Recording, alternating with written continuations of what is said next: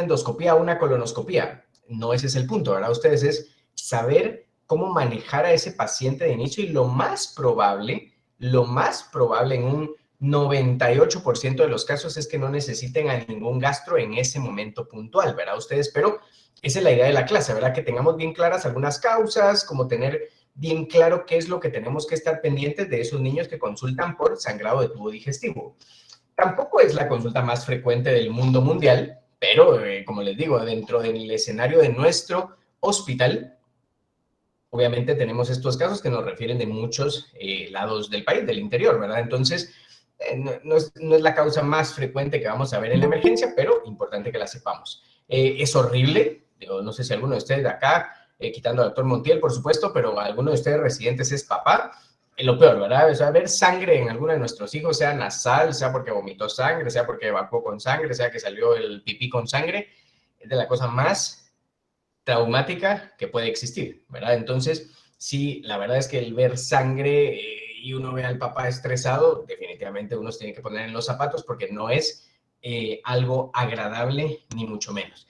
Y es importante dar un manejo adecuado.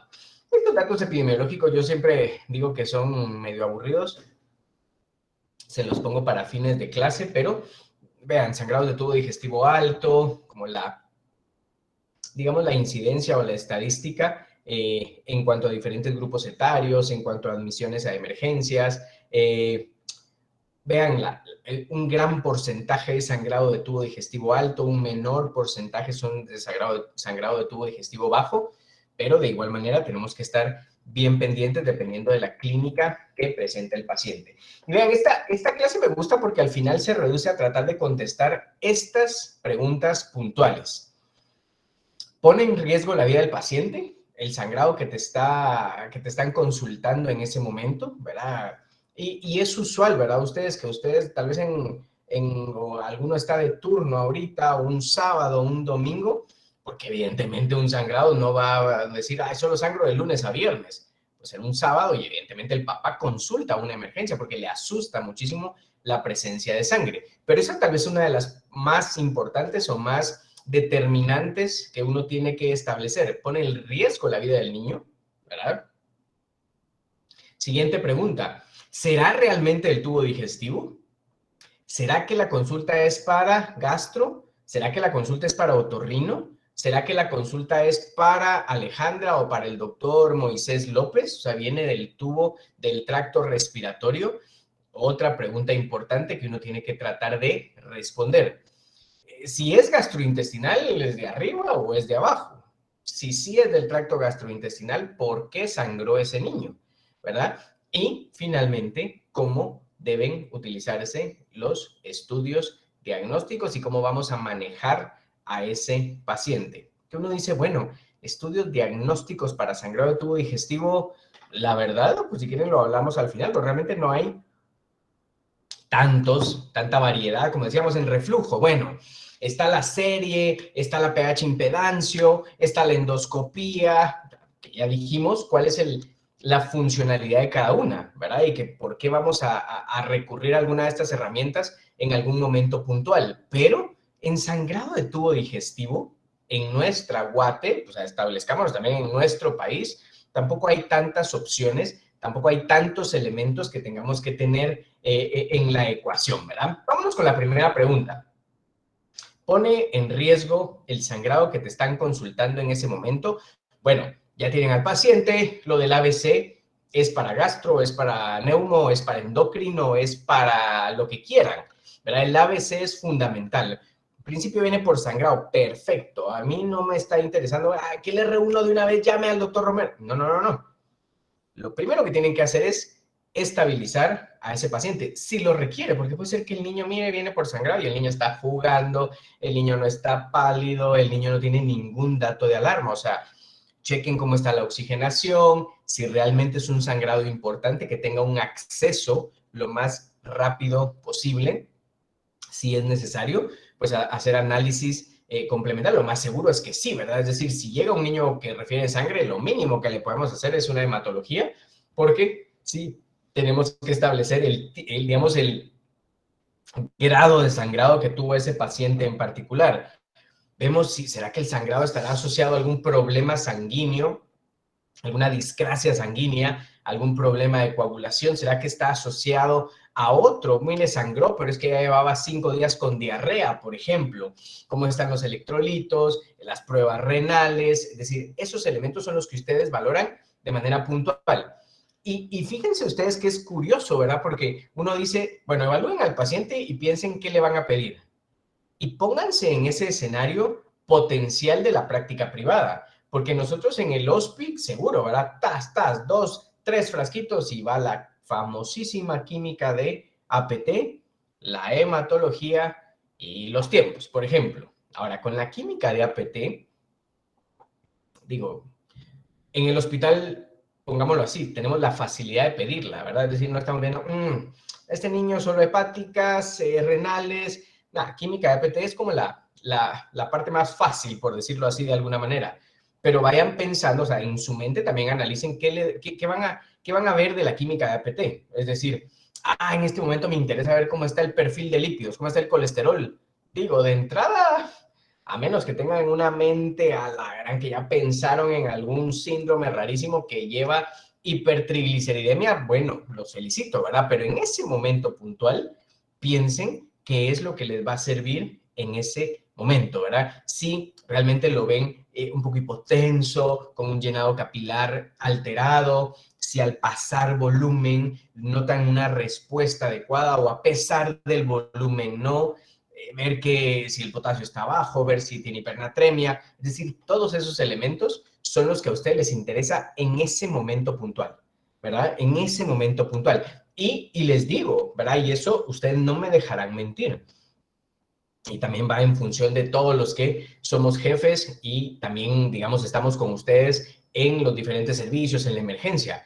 A veces, digamos, yo voy a ver a la cajita de consultas y es un paciente que literalmente acaba de llegar, ¿verdad? Mira, lleva 1 hora, pero es que me dijeron de una vez que le haga la consulta gastro, ¿verdad? Es donde yo digo, a ver, ya lo estabilizaron, ya analizaron qué potencialmente y de repente, de verdad, con toda la libertad del mundo, ustedes me pueden decir, Doc, es que el jefe del servicio me dijo que la mandara de una vez. Ok, perfecto, está bien, pero ustedes también vayan formando ese criterio y cuando llegue, mira, doctor, sí, me pidieron que mandara, pero fíjese que yo creo que puede ser tal cosa. Con eso, yo soy una persona feliz, ¿me entienden? No, es que me dijeron que la mandara. Bueno, ¿y qué piensas? ¿Qué piensan que puede ser? No es que me dijeron que la mandara. Esa respuesta se la paso al externo, al interno, tal vez, pero ustedes ya no, ¿verdad? Es decir, ustedes ya tuvieron la oportunidad de ver al paciente, ok, tiene 3 años de vida, creo que puede ser tal cosa. No todo lo que sangra a ustedes son varices, ¿verdad? Eso también importante. No todo niño que vomita sangre son varices. Eso, clarísimo, ¿verdad? Porque tenemos esa impresión de, han de ser varices. Digo, gracias a Dios no es una patología tan frecuente, pero no necesariamente todo niño que presenta sangrado al tubo digestivo es por varices gastroesofágicas. Lamentablemente algunos sí, pues, pero no todos. Entonces, control de ese niño, estabilización, antes de estar pensando si le vamos a entrar, si le vamos a hacer endoscopia. No, estabilícenlo primero, ¿verdad? Eso es la cosa más importante. Y aquí hay como una forma un poquito, llamémoslo así, práctica, ¿verdad? Ustedes no van a estar diciendo, es que tampoco está tan fácil determinar si es más o menos un 15%, un 25%, un 30% o un 40 a 50%. Pero clínicamente tal vez es más fácil identificarlo, ¿verdad? Un sangrado en donde el paciente no es, o sea, tiene una presión arterial normal, el pulso, el niño no está taquicárdico, no hay soplo, el niño se ve con una coloración bien, un nivel de actividad bien. Probablemente ustedes dicen, este paciente no tiene una pérdida mayor del 15% o poder establecer que es un grado 1 en cuanto a sangrado. Claro que en la medida en la que va avanzando esa pérdida o esa descompensación de la hemodinamia del paciente, ya empezamos a ver datos de taquicardia, taquipnea, digamos, un llenado capilar muchísimo más prolongado, la presión arterial se empieza a afectar. Y algo importantísimo, ¿verdad? La diuresis, ustedes. La diuresis, es decir, la cantidad de pipí que tiene ese niño por hora, es decir, si la filtración a nivel renal está sumamente disminuida, evidentemente también la diuresis se va a afectar de manera muy, muy significativa. Ya no digamos el grado 3 o grado 4, cuando esa pérdida, si para un adulto perder esa cantidad es muy significativa, en un niño es muchísimo más significativo. No solo poniéndole todos los datos que ya mirábamos en el grado 2, sino ya la diuresis es muchísimo menor y ya hay grados, ¿verdad?, de afección neurológica importante. Es un niño que no responde, es un niño que solo con estímulos dolorosos, ¿verdad?, empieza a responder o tiene apertura ocular. Y aquel niño que definitivamente llega en grado 4, donde prácticamente no hay pulso, donde ese niño probablemente ya está en una condición sumamente crítica y que van a necesitar poner alguna vía central, el neurológico está sumamente alterado y que si ustedes lo ponen en el global y arman todas las piezas del rompecabezas, ese niño probablemente hay que intubarlo y hay que tomar medidas para ingresarlo a una unidad de cuidados intermedios o cuidados críticos, ¿verdad? Entonces, bien importante, ¿verdad? Ustedes al principio no se hagan bolas, ¿verdad? Es decir, no traten de resolver el problema puntual del sangrado como tal per se en ese momento en la emergencia. Estabilícenlo. Cuando ya lo tengan estable, ok, empiecen el análisis, ¿verdad? Vean qué es lo que necesita ese paciente en cuanto al abordaje, pero al principio establezcan si es un niño, inclusive establezcan si es un niño que debe de observarse dentro de un hospital o que debe de ingresarse a un hospital, más en este momento puntual de la vida del mundo, donde hay una pandemia y en donde a veces pues uno sí se pregunta, ¿y a este niño por qué lo ingresaron? ¿Verdad? Es decir, ¿por qué en ese momento puntual, ese sábado, teníamos que ingresar a ese niño? ¿Verdad? Algunos sí, pues, pero algunos siempre pregúntense si es necesario hacerlo o no. Bueno, ya lo estabilizaron, ¿verdad? Hasta ahorita no se han puesto a pensar si viene del tracto digestivo o no. Esa es la siguiente pregunta, ¿verdad? ¿Será que realmente es del esófago, del estómago, del intestino delgado, del intestino grueso? ¿O pueden haber otros elementos, ¿verdad? Mire, yo creo que fue el diente que le trabajaron hace 2 días y que no ha dejado de sangrar. Mire, yo creo que también había sangrado de la nariz hace un par de días. En el caso de las niñas, ¿verdad? Obviamente un poquito más grandes, causas ginecológicas y evidentemente si tenemos, por ejemplo, ya diagnósticos de base o tal vez que no lo conocíamos, problemas o alteraciones de la coagulación, ¿verdad? Es decir, y claro que alguno de ustedes me dirá, bueno, pero sí puede sangrar del tubo digestivo a pesar, o sea, teniendo de base alteraciones de coagulación. Totalmente de acuerdo, estoy de acuerdo, pero no es la única potencial causa. Entonces ya si dicen, no, ya es conocido por hemofilia, por ejemplo. Ok, piensen que no necesariamente puede ser del tubo digestivo, o sea, ese niño puede sangrar de cualquier lado del cuerpo, ¿verdad? Entonces solo tener como bien claro la cuestión de los antecedentes y los diagnósticos de base que pueda tener ese paciente. Y otros elementos que nos pueden confundir como papás, algunos alimentos, algunos colorantes, ¿verdad? Clásico que los colorantes de las gelatinas o de aquellos dulces de las piñatas o de aquellos dulces que venden en muchos lados, que ahorita se me olvida algún nombre comercial, pero que tiene mucho, mucho colorante. La remolacha, por ejemplo. Todos hemos comido remolacha, bueno, asumo yo que la mayoría hemos comido remolacha en algún momento, y ustedes cada uno saben que puede haber algunas cosas que asusten en el pipí o en el popó, ¿verdad? Evidentemente cuando uno come remolacha. Algunos fármacos también puede dar alguna coloración diferente, y en los recién nacidos, ¿verdad? Sangre deglutida de la mamá, hablando específicamente en los recién nacidos. Entonces, tener como este pool, ¿verdad? Ustedes este conjunto de diferenciales también y no casarse porque salió por la boca, decir, ese viene del estómago, ¿verdad? Ustedes van a siempre tener algunas opciones adicionales. ¿Y por qué les pongo lo del, cómo se llama? Lo del guayaco. Ok, el guayaco no vamos a preguntar porque creo que todos saben para qué se usa, ¿verdad? Para ver el famoso sangrado de tubo digestivo oculto en heces. Y todavía lo dividen en algunos lugares o en algunos laboratorios, en el hospital primer lugar, no sé si lo sacan, ¿verdad? Dentro del hospital, yo hace rato no veo algún informe del hospital, no sé si lo sacan afuera, ustedes me corregirán. Ya si dicen si es transferrina positivo o si es hemoglobina positivo, que usualmente la transferrina, esa proteína, se asocia a sangrado de tubo digestivo alto y la hemoglobina a sangrado de tubo digestivo bajo, ¿verdad? Ojo, no tomen, así como hemos dicho en otras clases, ¿se recuerdan cuando hablábamos del Clinitest? Vaya. También con el guayaco, no tomen decisiones exclusivamente basados en el guayaco, de verdad. Y vaya, si me hacen una consulta, yo saben que voy a llegar, pues, y les voy a decir, ay, mucha, de verdad, ese 6 de hemoglobina creen que es por el guayaco positivo, probablemente se los voy a decir, ¿verdad? Pero uno tiene que ser bien crítico, es decir, vaya, me dice que hay sangrado de tubo digestivo. ¿Cómo interpreto yo eso? Puede ser diferente para mí como médico y puede ser bien diferente para el papá. El papá entiende que está sangrando por dentro. Piensen, yo soy un papá que no sabe nada de medicina.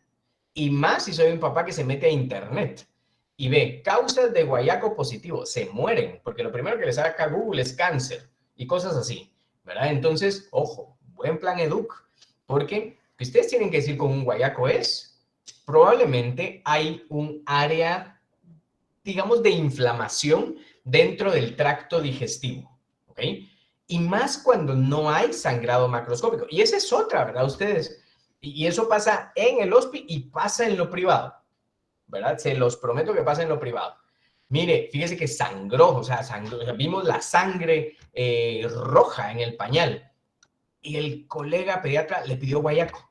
Y uno dice, pero digo, si es rutilante y es macroscópica, digo, lo más seguro es que el guayaco va a salir positivo también, ¿verdad? Es decir, el macroscópico es evidente, el microscópico lo más seguro es que va a salir positivo. Pero, digo, está bien como usarlo dentro del contexto del abordaje de un niño, perfecto, pero no tomen decisiones solo en base al guayaco.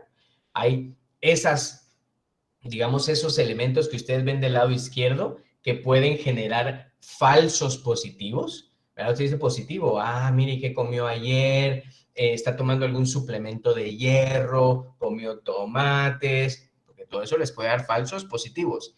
Y también puede ser que realmente sea cierto y otros elementos. Vean lo de la vitamina C, revísenlo ustedes, ¿verdad? Está descrito en varios documentos, en varios textos que te puede dar falsos negativos. Pero vuelvo a decirles el mismo concepto, tal vez sea muy repetitivo, pero yo se lo he dicho en varias clases. A mí no me interesa que sepan la astralidad de la gastroenterología pediátrica, en lo absoluto.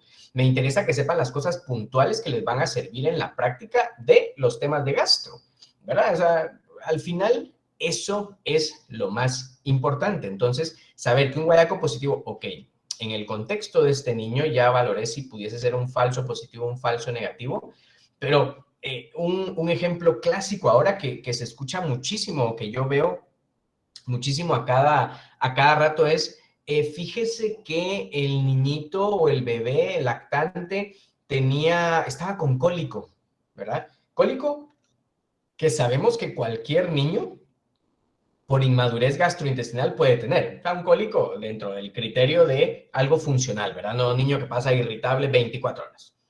Un cólico que estuvo malito, una hora estuvo bien malito. Y me pidieron que le sacara un guayaco y le salió positivo. Entonces me dijeron que eso era alergia a la proteína de la leche. Oh, Laura, dice uno, ok.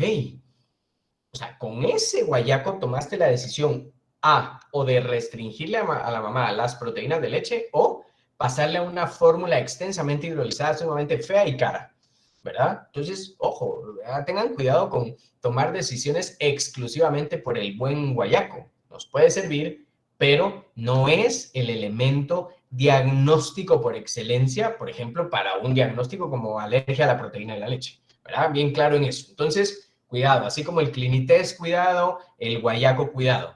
Son laboratorios, no son, por decir, como que fuera una biopsia, decir, ahí me salió el diagnóstico. No, es un elemento complementario y así lo debo de tomar. Pregunta número 3. Va, ahorita sí, así le doy un par de traguitos a mi café. A ver, ¿quién se anima? Tal vez uno por uno. R1, R3, R1, R3, R1, R3, como quieran. En este Día de la Virgen de la Asunción. Díganme qué es hematemesis, melena, hematoquesia, rectorragia. ¿O son lo mismo?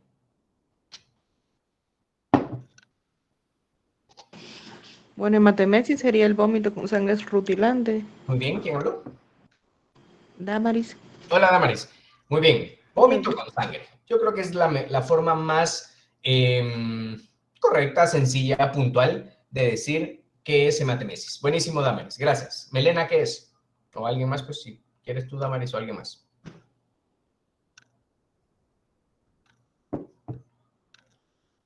Doctor, son heces negras o alquitranosas, ¿Quién habló fétidas. ahorita? Víctor Portillo. Ok, Víctor. Muy bien. Y esas usualmente las refiere el papá o la familia como sangre negra, ¿va? Sí, doctor. Lo refiere como sangre oscura o sangre vieja, ¿verdad? Ese es como lo que te va a describir usualmente la familia. Gracias, Víctor. Hematoquesia. ¿Qué es hematoquesia? Son heces con sangre rojo rutilante. Excelente. ¿Quién habló? Melissa. Ah, ok, Melissa. Exacto. Ese es con manchadito con sangre, ¿verdad? Viene ahí la sangre, o mire, salió la sangre y posiblemente salió un poco de sangre rutilante, pero viene acompañado usualmente de las heces. ¿Y rectorragia?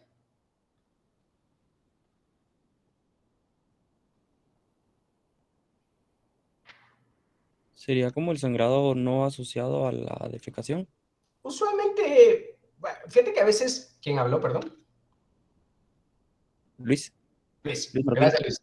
Sí, usualmente a veces es complejo que uno pueda establecer solo por la historia si fue hematoquesia o rectorragia, más porque el papá está muy nervioso, la mamá está muy estresada, ya ni me fijé si salió ese o no, ¿verdad? Pero usualmente rectorragia es sí, un chorrito literalmente de sangre, no necesariamente acompañada de heces, ¿verdad? Hematoquesia generalmente viene, el papá ubica bien, mire, hasta le toman foto, ¿verdad? Eso es un es una constante con los papás de ahora, ¿verdad? Pueden estar muy estresados, pero ahí tienen el celular para tomar una respectiva foto que van a llevar a la emergencia para enseñárselas, ¿verdad? Entonces, si uno es bien estricto, va a decir, bueno, hematemesis y melena, perdón, usualmente están asociados a sangrados altos y hematoquesia y rectorragia están más asociados a problemas digestivos bajos. Pudiésemos tener, por ejemplo, algunas excepciones a esta regla, es decir, hematemesis y melena arriba, hematoquesia y rectorragia abajo. ¿Sí o no? ¿Qué creen ustedes? Sí, doctor, o sea, sí se podría dar presencia de sangre roja rutilante en una hemorragia, digamos, en las heces, en una hemorragia alta que sea muy copiosa.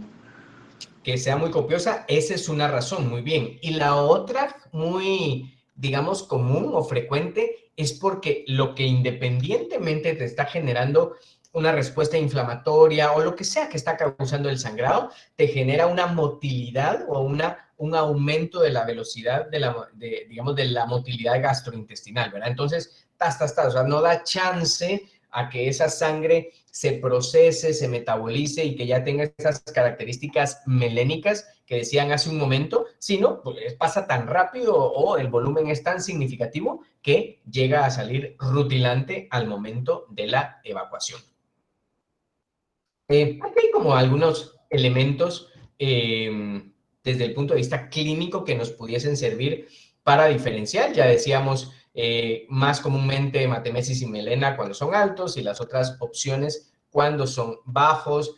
Aspirados gástricos, también ojo con esto, ¿verdad? No a todo niño hay que estarle haciendo aspirado gástrico, a veces hasta ese puede ser el causante de alguna lesión en particular. Lo de los ruidos intestinales, yo les diría que, por lo menos esa es mi opinión y mi criterio personal. No son tan determinantes para que ustedes digan si eso es alto o bajo, ¿verdad? Es decir, eso es muy, muy, muy, muy relativo.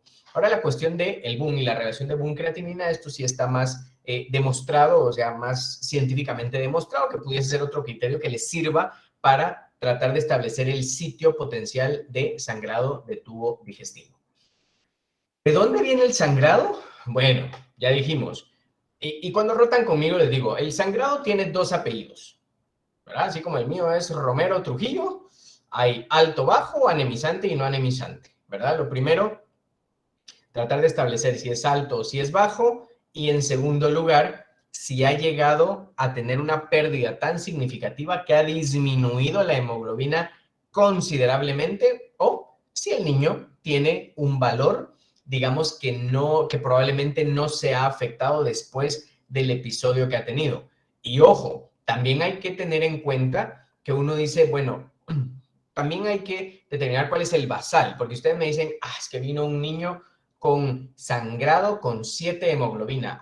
No, sí es importante. Sí, pero es un paciente renal crónico. Bueno, entonces, digo, ahí lo más probable es que su basal tampoco sea muchísimo más alto de 7, ¿verdad? Habría que ver los antecedentes, el expediente. No, él maneja 7, 5, 8, por ejemplo. Entonces, bien determinante, bien importante saber qué paciente estamos viendo en ese momento. Entonces, recuérdense, 2 apellidos, alto, bajo o anemizante y no anemizante. ¿Cuál es el punto? Seguro que les voy a preguntar algo, siempre lo pregunto porque es importante. Para decir si es alto o bajo. O sea, ¿cuál es el punto de corte? ¿Cuál es el punto anatómico para decir, de aquí para acá es alto y de aquí para acá es bajo?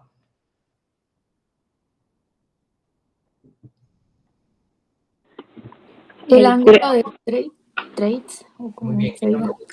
Melissa. Ok, Melissa. ¿Y cuál es el ángulo de Traits? Está en la flexura. Ajá, En flexura, el muy bien. duodeno y el yeyuno. Excelente, muy bien.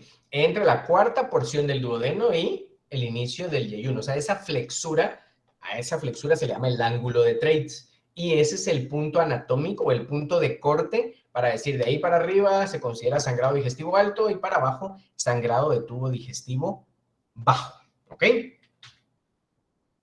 Ahí para decir si es anemizante, cuando hay más del 20% del volumen sanguíneo circulante, o que ese niño, mire, vino la semana pasada, tenía 10, ahorita reconsultó, ¿verdad? Y ahorita tiene 8, por ejemplo. O evidentemente, si ustedes tienen un niño que llegó hipotenso, pálido, y con hemoglobina en 5, no van a pensar, ¿será que este niño tenía de basal 6? Pues seguro, lo más seguro es que tenía 10 o tenía 12.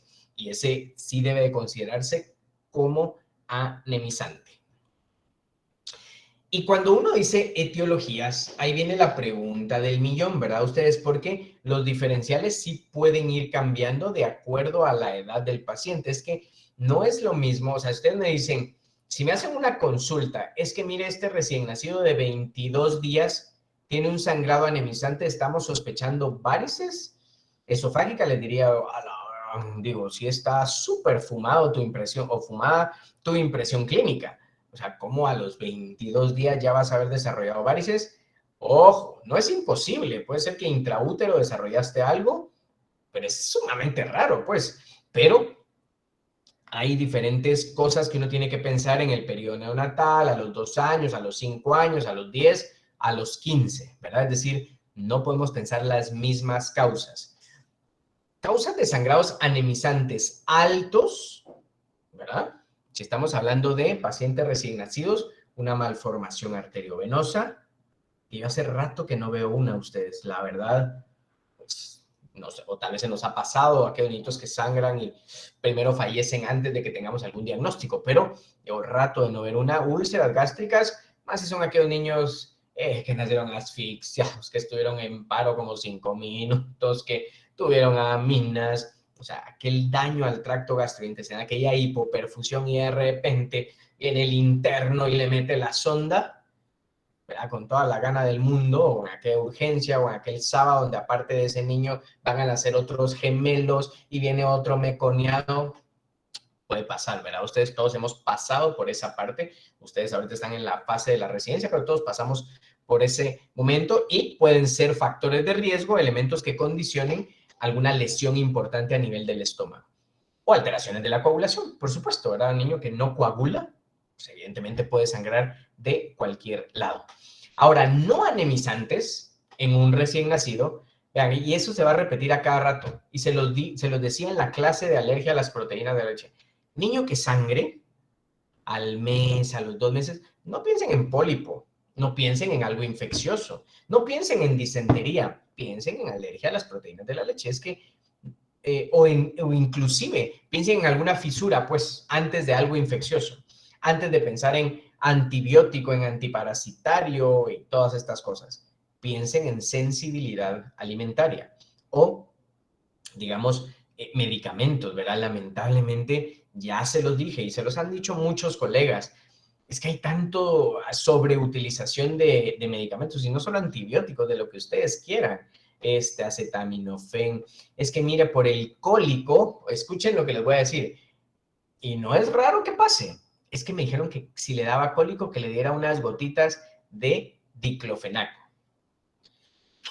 Y uno dice, un AINES tan chiquito, y peor si para la mamá primeriza entiende que cada vez que el niño puja es cólico y ahí van sus gotitas de diclofenaco, y un tracto gastrointestinal, una mucosa gástrica que apenas está empezando ahí a arrancar y está ahí recibiendo su AINES, pero de manera considerable, tengan cuidado, ¿verdad? Entonces, anemizante y no anemizante en recién nacido. Y en ese mismo escenario de los chiquitines recién nacidos, sangrados bajos, también anemizantes, pueden ser las mismas, ¿verdad? Coagulopatías o alteraciones de la coagulación, malformaciones arteriovenosas o alteraciones ya congénitas como una duplicación intestinal, ¿verdad? Con mucosa ectópica asociada, que usualmente, aparte del sangrado, van a haber otros datos, ¿verdad? Datos de obstrucción muchas veces, ¿verdad? Que a placa que vemos con niveles hidroaéreos y otros elementos que nos permiten pensar en algún elemento que necesita la intervención quirúrgica,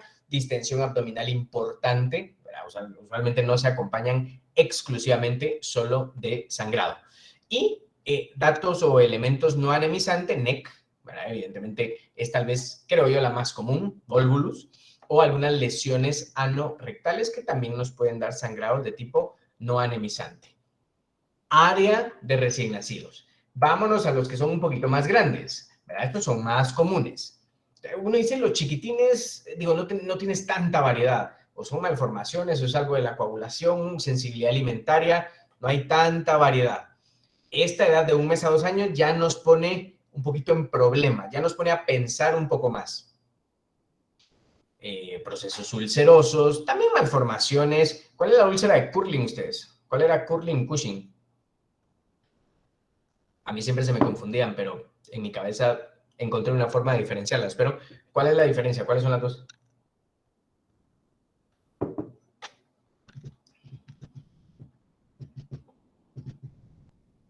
Apúrense, Google no es tan lento.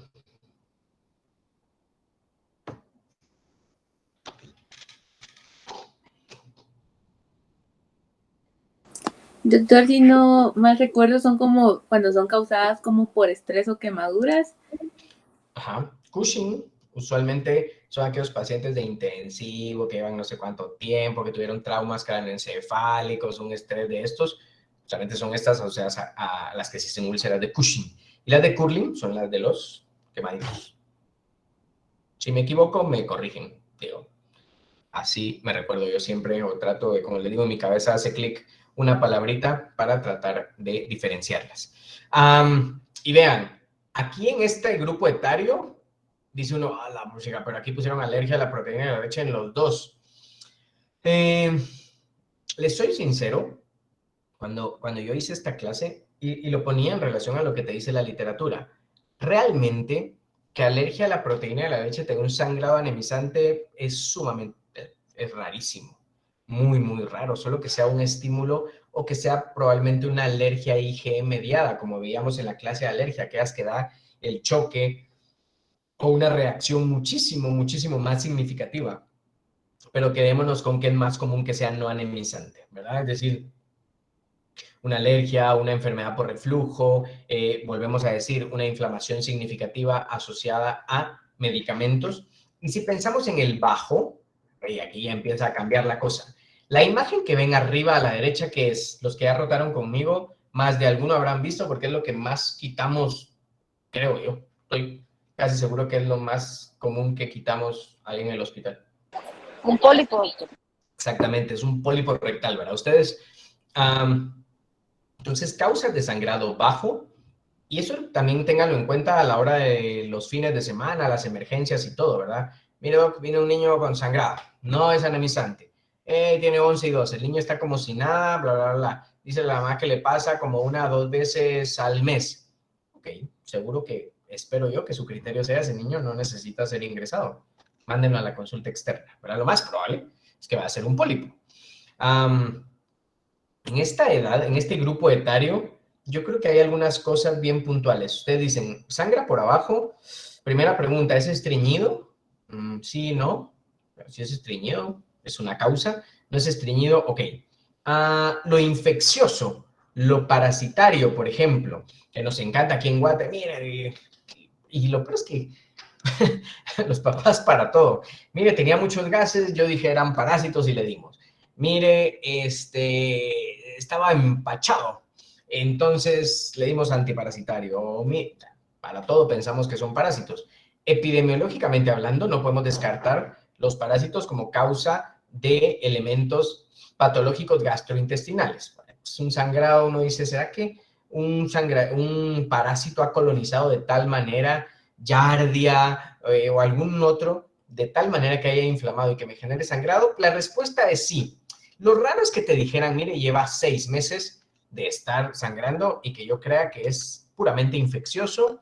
No imposible, pero no sería lo primero. Ya llevamos 2, ¿verdad? Ustedes, estreñimiento, infeccioso, una fisura. Mire, el niño pujó muy fuerte y cabal, ustedes revisan el área perianal y se ve ahí alguna limita que sugiere una fisura. Bueno, denle algo tópico para esa fisura y vean cómo evoluciona. Y finalmente, pólipos rectales, ¿verdad? Que es literalmente muchísima mala suerte, o sea, defecto de fábrica, diría mi abuelita. No hay algo, a menos que sea una enfermedad polipomatosa familiar, que ese es otro rollo, es cuando está todo el colon lleno de pólipos, y que esos sí son potencialmente malignos. Cuando son pólipos aisladitos, 1, 2, o algunas veces que pues, ya nos ha tocado con alguno de ustedes, entramos otro, y terminamos quitando como 4, ¿verdad? Ustedes, pero no es aquel colon lleno de pólipos rectales, pues la mayoría son benignos, totalmente. Era pólipos de retención o pólipos juveniles que no nos genera nada, ningún problema en particular. Pero si tienen este grupo etario y es un sangrado anemizante sin dolor, Meckel puede ser una opción. ¿Alguien se recuerda qué es el Meckel?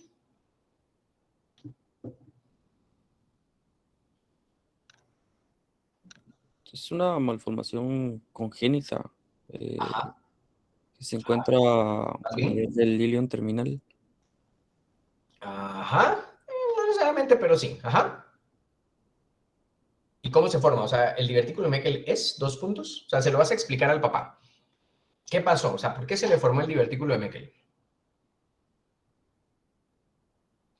No involucionó bien ¿qué?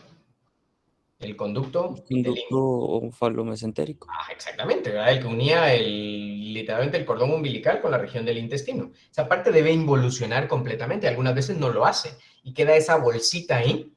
Y el problema no es la bolsita per se, es que usualmente tiene mucosa ectópica ¿de dónde? De 2 lugares principalmente. Gástrica ¿Muy bien? ¿Una? y algunas veces pancreática. Excelente, mano. Muy bien. ¿Estómago o páncreas? ¿Verdad? ¿Y qué tienen las células del estómago y las células del páncreas? Ambas producen elementos, ácido clorhídrico, enzimas digestivas, que si eso empieza, o sea, se activan de alguna manera y empiezan a lastimar el tejido de ese saco, ¿qué es lo que puede suceder? Empiezan a generar daño y en algún momento un sangrado muy, muy significativo, ¿verdad? Entonces, ese sí es un buen diferencial, ¿verdad? Meckel para esta edad, una malformación siempre, duplicaciones intestinales, y del lado no anemizante, lo infeccioso, alergias, volvulo, intususcepción, pólipos. Vuelvo a decirles, para mí es lo más común, y todos los que han rotado conmigo, y los que son súper salados, y nos ha tocado casi que ingresar, no todos los días, pues, pero casi que todas las semanas, saben que es lo más común. Tanto que los de adultos, los de gastro, ¿cómo se llama? Los de gastro de adultos, Ya saben que hasta me dicen a mí el doctor pólipo, pues, porque saben que yo me atrevería a decir que será un 98% de las colonoscopías que hemos hecho, que usualmente son por sangrado, todas tienen pólipos. Más de alguna, ¿no? Habrá sido infecciosa o que vimos ahí lombrices o alguna otra cosa, pero la mayoría son pólipos. Subamos un poquito la edad. Ok, muy bien. ¿Por qué aquí sí ya entran las, por ejemplo, como causa anemizante las varices esofágicas? ¿Hemos tenido más chiquitos? Sí, por supuesto. Pero el clásico niño que desarrolla hipertensión portal prehepática, que es la que más comúnmente vemos, es decir, algo pasó antes de la formación de la porta, el niño que, ya cuando revisan la historia, sí tuvo catéter umbilical. Ok. Ese catéter umbilical hizo reacción a cuerpo extraño, desarrolló un área de cicatrización importante, efecto como de trombosis, por decirlo así de alguna manera, o de obstrucción al flujo, y fue aumentando la presión de manera significativa a través del tiempo.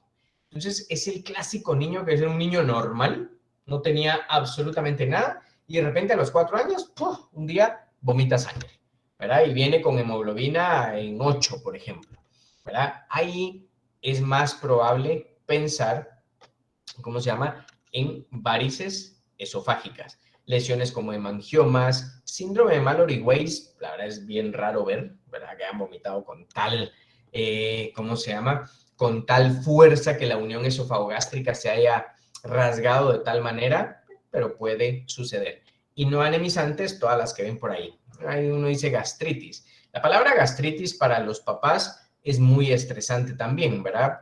Hay que explicarles que todo lo que tiene itis al final es inflamación, ¿verdad? Entonces, inflamación del estómago. Secundario A es lo que nos va a tocar investigar. Y ya, mire, ha estado sometido a estas cosas, se le ha estado dando estos medicamentos, toma esteroides desde hace mucho tiempo. Es decir, ahí ya van varias cositas y probablemente ahí sea importante hacer una endoscopía diagnóstica. Bajos, igual Meckel, es todavía una edad importante, igual que las malformaciones y las no anemizantes.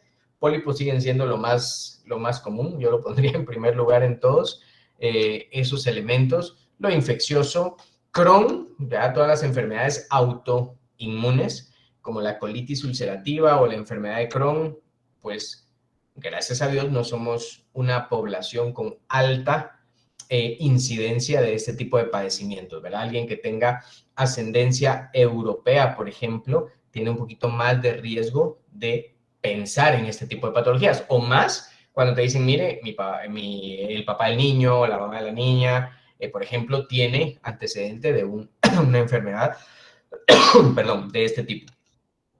Y ahí les pongo algunos datos de los mayores de 5 años. Es bien variable, ¿verdad? Ustedes, es bien diversa las causas. Mientras más grandecitos son, más probabilidad que hayan elementos como el Helicobacter, por ejemplo, aunque cada vez lo vemos también en menos, ¿cómo se llama? O sea, cada vez es más frecuente. Eso es lo que quería decirles, ¿verdad? No necesariamente en niños más grandes, en adolescentes, que uno pensaría, si uno lo ve en niños más pequeñitos. Del lado izquierdo, en la pantalla hasta abajo, ¿qué es lo que están viendo?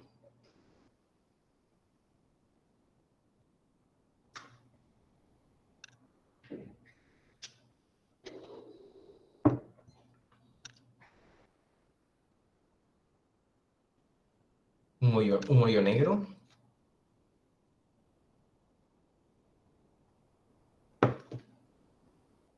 Hay algún Guerre 3, no puedo creer, de los que rotaron conmigo. ¿Qué es ese hoyito que se ve al fondo? Válvula ileocecal. No. ¿Quién habló? Píloro. ¿Quién? El esfínter esofágico inferior. No. Baja un cachito más. ¿Píloro? Muy bien. Ese es el píloro, ¿verdad? O sea, ese hoyito al final, ustedes lo pasan y están en duodeno. Y vean todo ese patrón que ven como de pelotitas o de montañitas, eso se llama hiperplasia nodular. Y si ustedes ven eso en un niño, Helicobacter pylori hasta demostrar lo contrario, ¿verdad? Lo más seguro es que sea Helicobacter. ¿verdad? ¿Y qué creen que es lo que ven del lado derecho? Varices esofágicas. Fíjate que no son varices. Varices se miran más así, como la que ven es en esta, del lado izquierdo. Esas cositas como tumores, esas cosas horribles que uno siente que va pasando con el endoscopio y que en cualquier momento van a sangrar. Como esas serpientes, esas son varices. No, lo que ves abajo a la derecha, ¿perdón? ¿Úlceras? Sí son áreas ulceradas, ¿verdad? Hay áreas ulceradas de mucosa, pero así se ve una colitis pseudomembranosa por Clostridium, ¿verdad? O sea, por eso es que el paciente tiene diarrea con sangre, ¿verdad? Ustedes, porque se pone así, feo, súper feo. Y también es bien riesgoso para uno hacer este tipo de procedimientos porque se puede perforar muy fácilmente, ¿verdad? Es decir, uno va con el colonoscopio, moviendo poco a poco, yéndote en las flexuras, en los ángulos, pero la mucosa está tan friable que en algún momento puedes perforar, ¿verdad? Entonces, son dos imágenes como muy características de algunas patologías, pero ahí ustedes revisen después algunas de las causas, tanto anemizantes como no anemizantes, o altas o bajas, ya para niños muchísimo más grandotes. Muy bien. Decíamos que estudios diagnósticos, digo, no hay tantos, ¿verdad? Ustedes, en cuanto a historia clínica, todo lo que a ustedes se les ocurran. ¿Qué edad estamos viendo? Si aparte de que sangró había estado tosiendo, si hay otros datos clínicos, qué tanto fue, traen ahí la foto, cómo son las características de las evacuaciones, si toma algún medicamento de base o si tiene síntomas, además de los digestivos que les está presentando en ese momento. Oh, mire, sangró, pero fíjese que el papá también padeció de pólipos y a él le quitaron la mitad del colon. Digo, pues oriéntense para ahí, pues, pero por eso es que la historia clínica es fundamental. Y dentro del examen físico, todo lo que ven ahí. A ver, absolutamente todo, todo. Llenado capilar, estado, ¿cómo se llama? General del niño. El niño está jugando, el niño tiene hambre, características del abdomen, exploración anorrectal. La parte de la vía digestiva superior es bien importante, ¿verdad? Ustedes, en el caso de las niñas, también sí, no, digamos, hay la posibilidad de que sea una hemorragia vaginal y ojo con eso, cuidado con eso, ¿verdad? Es decir, manejarlo muy, con muchas pinzas, con mucho tacto y si hay una leve sospecha, asesorarse siempre con el de mayor jerarquía, con el jefe de servicio. Hay ahora encargado, que es el doctor Manfredo Juárez de la parte de, que estaba antes Carlitos Martínez, ahora está Manfredo, el área de posible abuso y todas estas cosas, cuidado con eso, ¿verdad? Siempre lo que decíamos, si hay una leve sospecha de que eso pueda suceder, bien asesorados, no hagan nada antes de estar seguros cómo proceder en esos escenarios. Exámenes, ya decíamos la hematología, pruebas de coagulación, química. Yo creo que si me preguntan pruebas renales y hepáticas, sí, ¿verdad? ¿Y por qué renales y hepáticas? Renales porque son de los criterios que me sirven para saber si es anemizante o no anemizante. Hepáticos porque si hay problemas de coagulación asociada, si hay falla hepática, yo puedo asumir que de repente el sangrado es por la falla hepática aguda. Si considero necesario, si no hay sangrado macroscópico, podría valorar un guayaco, pero digo, ay, me llego con un sangrado en 5, difícil pensar que exclusivamente por el guayaco, a menos que chica, sea un niño desnutrido que lleva 3 años con inanición, ¿verdad? Por ejemplo, ¿verdad? Pero no en todos los casos el guayaco va a ser el causante. La buena endoscopía, definitivamente yo creo que va a ser, o lo endoscópico, hablando de endoscopía o colonoscopía, yo creo que va a ser lo que nosotros tenemos que hacer, no en todos los casos, pero como estudio diagnóstico va a ser el más indicado cuando tenemos duda de qué pudo haber generado el sangrado. Sabiendo que el endoscopio llega hasta la segunda porción del duodeno. El colonoscopio, puedo ver todo el colon y puedo, si me da chance, porque no siempre se puede, canalizar la válvula ileocecal. Es decir, entrar a la región terminal del ilio y uno usualmente si logras entrar ve unos 10 a 15 centímetros de ilio.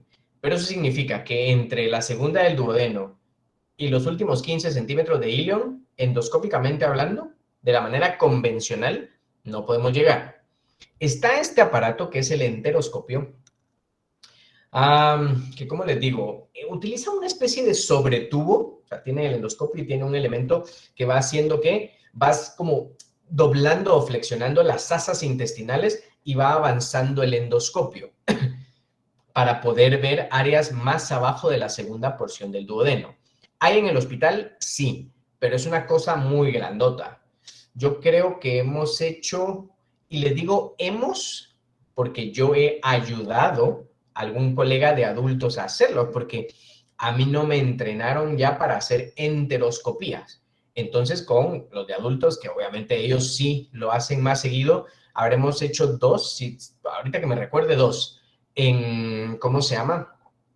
Y una fue, ¿cómo se llama esta niñita? Marita Canel, creo yo, aquella niñita que nunca hemos sabido por qué sangraba. Bueno, que sí tiene una patología de base de hemato, pero que nunca hemos sabido por qué siempre llega anemizante. Pero bueno, se puede utilizar, pero sí es muy... Usualmente esos niños hay que intubarlos porque el proceso es más largo. Como les digo, se insufla, se colapsan las asas, vas entrando, o sea, se vuelve algo muy largo y que a veces en el caso de los niños, porque no es un aparato diseñado para un intestino de niño o pediátrico, empieza a sangrar, empiezas a lastimar, ¿verdad? Entonces, no es tan común que se pueda hacer una enteroscopía. Y la cápsula endoscópica, que también llevamos 2 hechas en el HOSPI, cuesta como 10,000 quetzales, solo la cápsula. Ya cuando lo hacen en la priva, pues cobran la cápsula y el análisis de la misma. Se la hemos hecho a 2 niños, Marita Canel también fue una de las que le hicimos, y otra fue una niña que tiene unas lesiones vasculares, ahorita se me fue el nombre, nevos azules. O sea, tiene lesiones vasculares en todo. Esa niña sí, tiene lesiones vasculares desde acá hasta la última parte del recto. Y se ven. ¿Qué es la cápsula endoscópica? Una capsulita que tiene un montón de cámaras, ¿verdad? Que literalmente se la tragan y va tomando fotos, disparando fotografías por todo el tracto gastrointestinal, ¿verdad? Básicamente eso es, ¿verdad?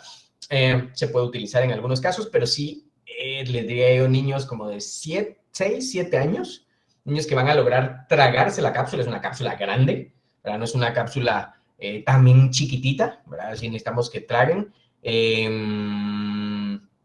yo les diría que son como los estudios más importantes o tal vez más posibles que nosotros podamos recurrir para investigar etiologías del sangrado.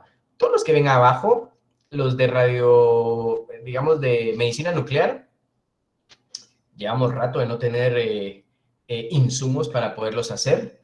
Angiografías, bueno, si pensamos en algo vascular, y ya todos los que ven ahí, depende, ¿verdad? Ustedes, niños sangrados, a todos les piden placa de abdomen, no creo.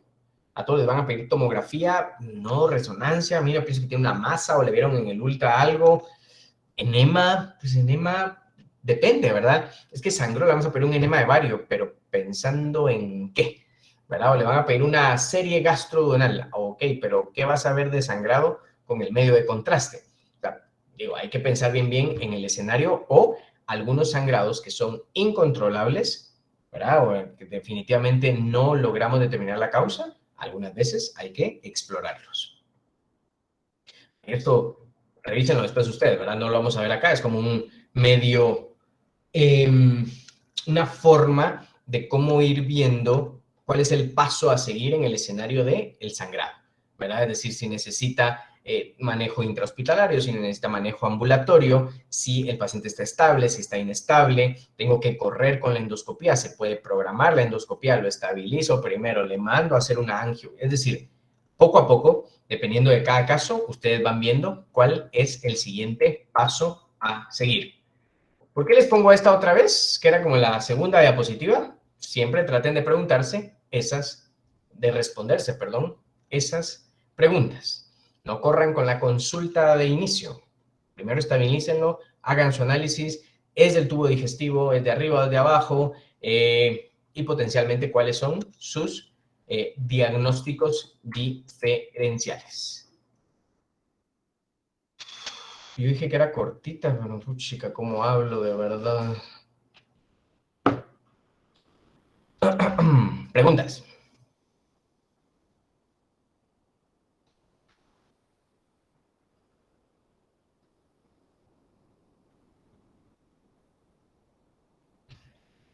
Así como una infección por Helicobacter pylori o, por ejemplo, por el uso prolongado de antiinflamatorios, digamos, si pueden causar como una úlcera gástrica en los niños o son como casos que se podrían ver más en adultos. Sí podría, Jocelyn, pero es bien raro. El sábado hice una endoscopía. Una niña de 13 años. Tenía 2 úlceras gástricas, pero horribles. Gracias a Dios, para mí no estaban sangrando en ese momento.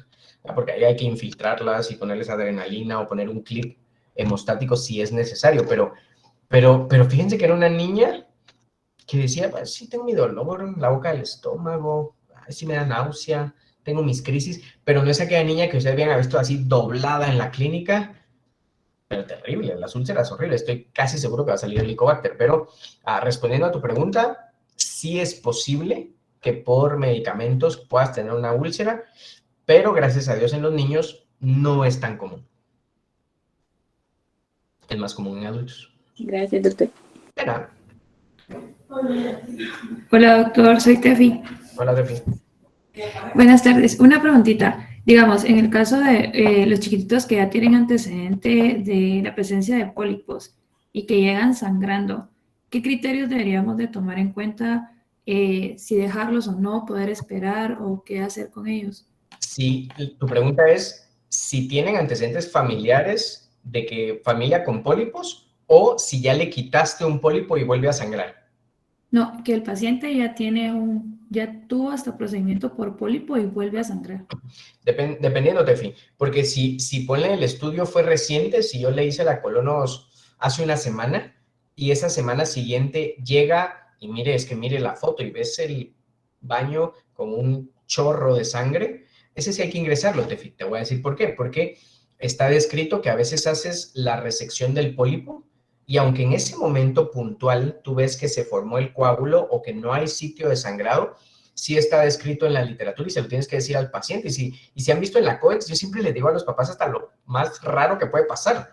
Entonces, hay veces que se formó en ese momentito el coágulo y ya sea que algún vasito quedó ahí dando sangre o está formándose el coágulo, pero de repente el niño por el enema que se formó y todo todavía, y puja muy fuerte y se rompió el coágulo y empieza a sangrar otra vez, ¿verdad? Entonces, si tiene algún procedimiento muy reciente y sangró mucho, yo te diría mejor sí que se quede ingresado, porque lo más seguro es que hay que entrar a explorarlo y ver si no hay que coagular o poner un clip o inyectar adrenalina o algo, porque probablemente algún vasito quedó sangrando. Ahora, si yo le quité un pólipo hace 6 meses y volvió a sangrar, si el sangrado no es anemizante, mándalo a la COEX, porque lo más, una de dos, o hay un pólipo que yo no vi ese día, ¿verdad? O sea, le quité uno, pero tal vez había algún otro que por la cantidad de heces estaba mal preparado, yo qué sé, que no lo haya visto y que haya sangrado otra vez. Y también está descrito, Tefi, que algunas veces, pero es bien raro, el pólipo vuelva a crecer, donde hiciste la resección, pero es súper raro, ¿verdad? Entonces, esas podrían ser las dos posibilidades. Ahora, si el procedimiento es reciente y el paciente vuelve a sangrar de manera muy importante, sí, ingrésalo, porque puede ser que haya quedado algún vasito sangrando o que se haya roto el coágulo y empezó a sangrar. Gracias, doctor. Ok, Tefi. Doctor, yo tengo una pregunta. Sí, bueno. Me llamo Diana. ¿Qué nos basaríamos, doctor, para decidir en qué momento se suspende la alimentación entrar? Porque yo, por ejemplo... No te escuché la pregunta bien. Ok. ¿En qué nos basamos para decidir en qué momento nosotros le suspendemos la alimentación al niño? Porque muchas veces ingresan un día viernes, la mamá consulta porque 2 días previos presentó 12 metemesis, 2 episodios de melena y no recibe el domingo y el niño nada peor. Entonces, ¿qué criterio nos tomamos para decidir si inicio o no peor al nene? Es una excelente pregunta, Diana. Excelente pregunta. Estabilidad hemodinámica del niño, la verdad. O sea, yo te diría, digamos, por sentido común, si tienes un niño que sangra, mire, en matemesis, probablemente esas primeras horas o esas 24 horas déjalo en ayuno, porque te interesa ver cómo se comporta la hemodinamia del paciente, ver si sin alimento el niño vuelve a vomitar, si el niño en observación está bien, si no hay algún deterioro de su panza, aumento de perímetro, ves cómo se comporta digamos, el patrón evacuatorio, que lógicamente si tú dices, tuve hematemesis, lo más seguro es que en ese día o a los 2 días siguientes va a haber melena, ¿verdad? Porque así como sacaste una cantidad de sangre, alguna parte migró hacia la parte baja del tracto gastrointestinal. Yo te diría, por lo menos esas 24 horas en lo que lo reciben y lo analizan, ven laboratorios, ven cómo está su hemodinamia, déjenlo en ayuno. Pero pasan esas 24 horas, el niño está bien, no ha deteriorado, no bajó la hemoglobina o no tuvo más episodios importantes, me parece que pueden iniciar el estímulo enteral. Si tú revisas guías de sangrado de tubo digestivo, te recomiendan tener esa observación entre 24 a 48 horas. Pero como dices tú, el escenario, la gran, llegó el niño el viernes a las 5 de la tarde.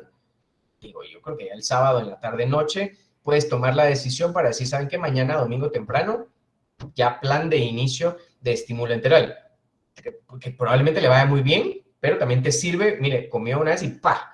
Volvió a vomitar otra vez o tuvo otro episodio importante. Pero por lo menos ese lapso 24 a 48 horas creo que es importante para valorar si podemos reiniciar el estímulo enteral. Muchas gracias, doctor. De nada.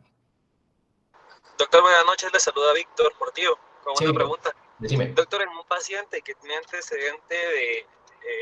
la madre nos refiere que el paciente ha presentado HGIS, pero el paciente no es anemizante y no compromete la vida de mi paciente.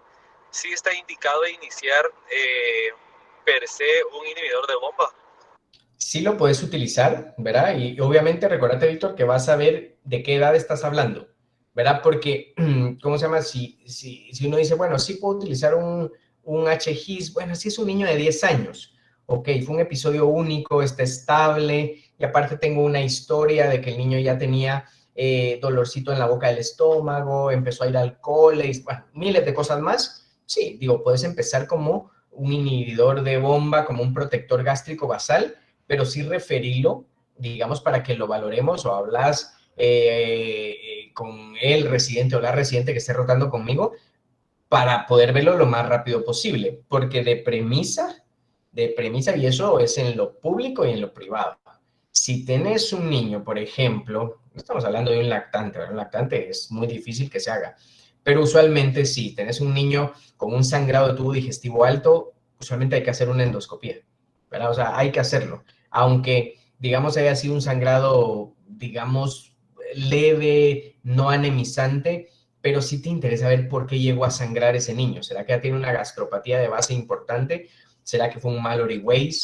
¿Será que algo más, verdad? O sea, usualmente sí hay que hacer una endoscopía. En estos casos, sí, tal vez no de emergencia, no en ese viernes en la noche, pero sí habrá que hacer una. Y como protector gástrico, teniendo en cuenta esos datos que decías vos, estable hemodinámicamente, no se anemizó, ok, le dejo un protector gástrico y que lo vea ahorita gastro esta semana, para no solo ver cómo está, sino ver cuándo se puede programar una endoscopía. Gracias, doctor. Ok.